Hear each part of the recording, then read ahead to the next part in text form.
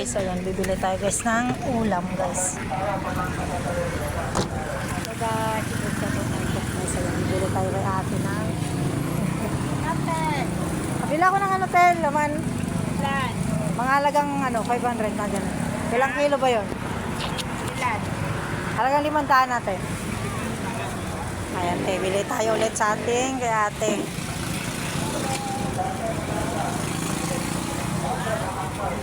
Ang tawag niya ito guys, ayan.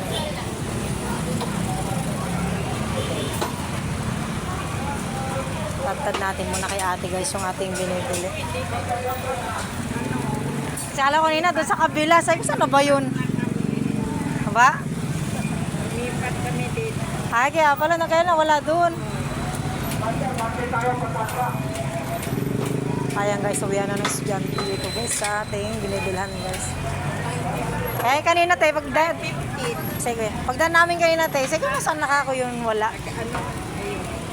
Ito lang. Ayan lang ate, meron nakabili na kami.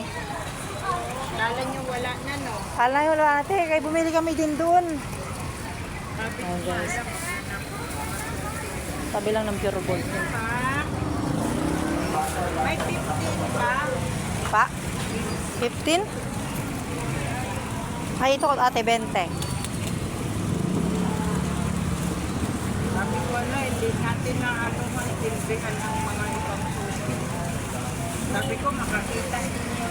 Ayan, nagdadaan-daan na kami, nakita ng kete.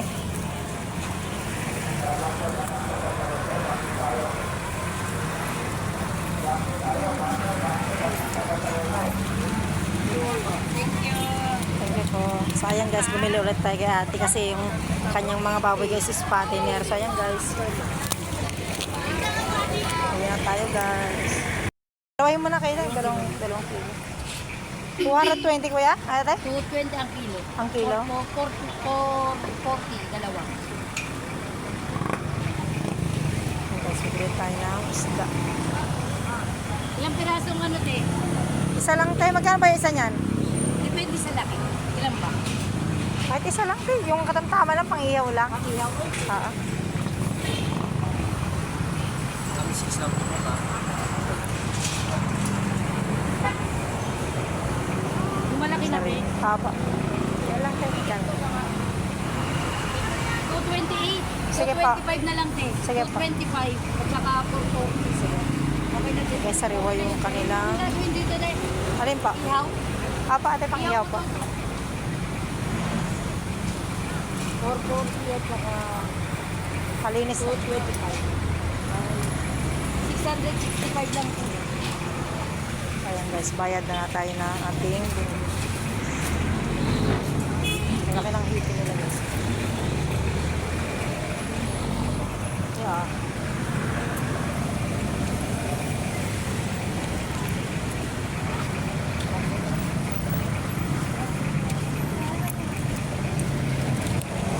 Kaya lang natin guys kasi pinapalinis.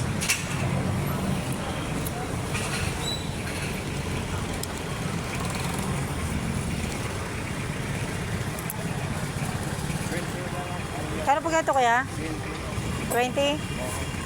20 saka sa ano kaya? Bawang. 10 lang po kaya. Dalawa po kaya. Tapos kalamansi po yan.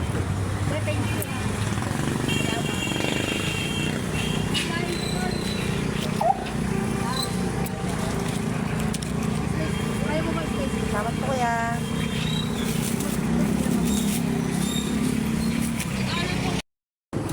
Bili tayo lang ano.